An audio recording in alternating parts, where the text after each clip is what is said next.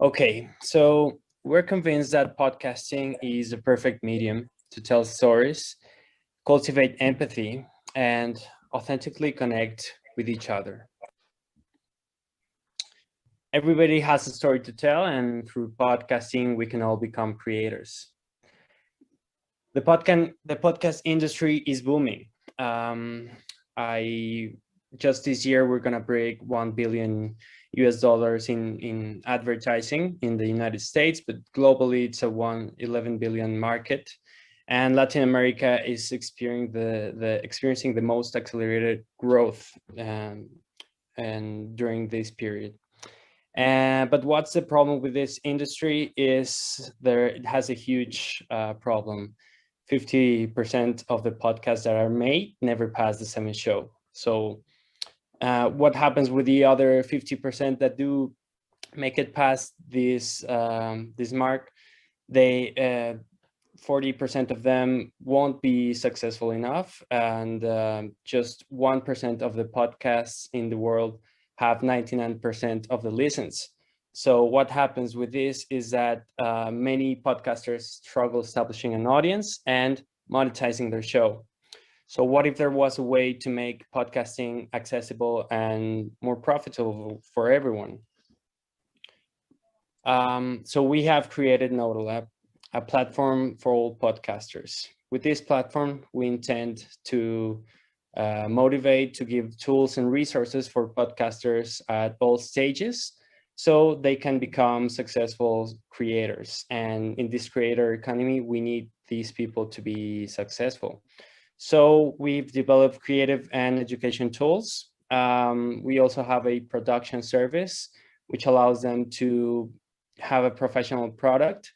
We also create revenue sharing models with them that allow us to fund projects and become an incubator for these podcasts that will become profitable in the future.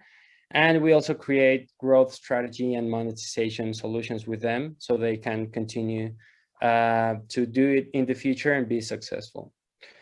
In our recording studios, we've hosted world-class guests, entrepreneurs, thought leaders, and we've worked with B2B and companies and B2C companies like Spotify. We've worked with startups like Clearbit and Qualtrics XM.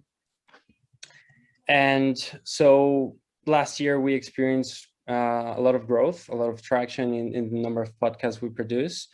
And so by each podcast we launch, we have an opportunity to build a new brand that will have a lot of value in the future.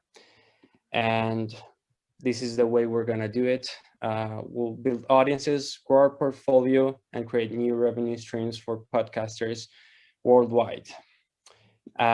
This is our team. I'm the CEO, joined by the CMO and the head of production that takes care of all the magic.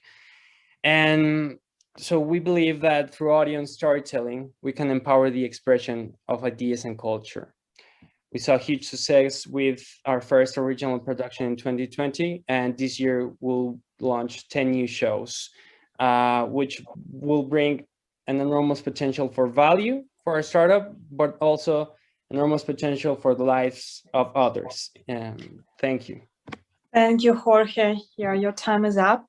I'm sorry, before we start asking questions, I'd like to recall to our judge that if you cannot find some of the participants in your list, please reload your page and maybe it will help.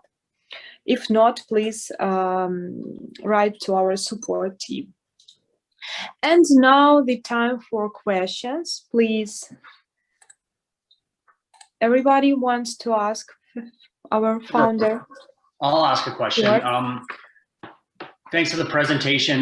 You mentioned tools, but you didn't actually describe any of the tools that you're providing. So could you please elaborate, like what exactly are those?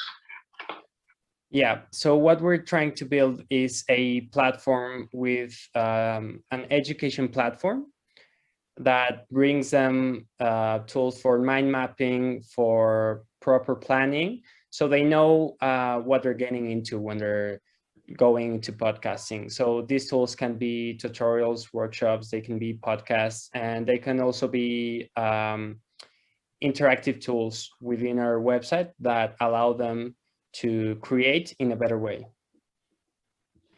These tools are planned on a freemium model, so we're going to be delivering most of this content for free in order to build awareness for our product, allow more podcasters to get into the podcasting ecosystem, and once they can become profitable, they can switch over to our Streamline service, where they'll be able to have a more professional product and start using as well our growth solution to build audiences and start monetizing their show.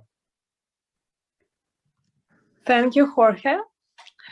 And if we have no more questions, we go. I have one question. Yeah, please. So this is very similar to public speaking space. And my question to you is, there's a lot of money that's being made on selling services to public speakers and to podcasters.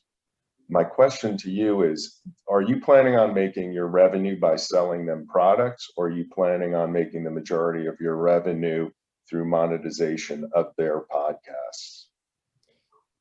The majority of the revenue will come by these revenue sharing models. So when we have raw talent that needs funding, what we do is we build the brand with them and we get a 50-50 split.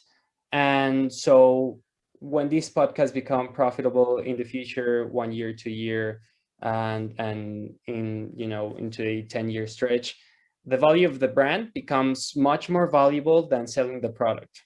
So you can sell an ad space for much more than you can sell the product, the podcast, and the service. So basically, your idea is to help incubate them so that ultimately you can share in the value of the brand, correct? Exactly. Okay. I have a quick question. Who owns the brand?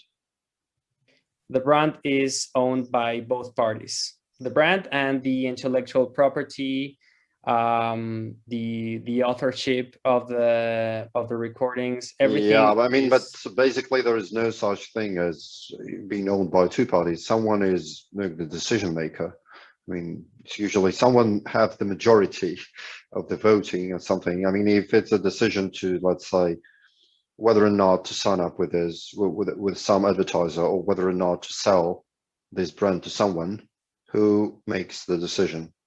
Who owns the rights to make the decision? I understand. Yeah, I understand your question. We believe that in order to have an environment that promotes creativity, we need to allow creative freedom for people. So if they do not want to sell to certain advertiser because they are not aligned with their values, then we won't force these people to do these decisions. We believe that if we act in the way that promotes the best working environment for these people, that ultimately these decisions will drive even more revenues. I've studied the music industry for many years, and one of the things that hurt that industry the most is creative decisions being taken by executives who only focus on the money side. And when you focus on the creative side, you will also bring in the revenues, but you won't have to sacrifice on the art itself. Okay. Thank you.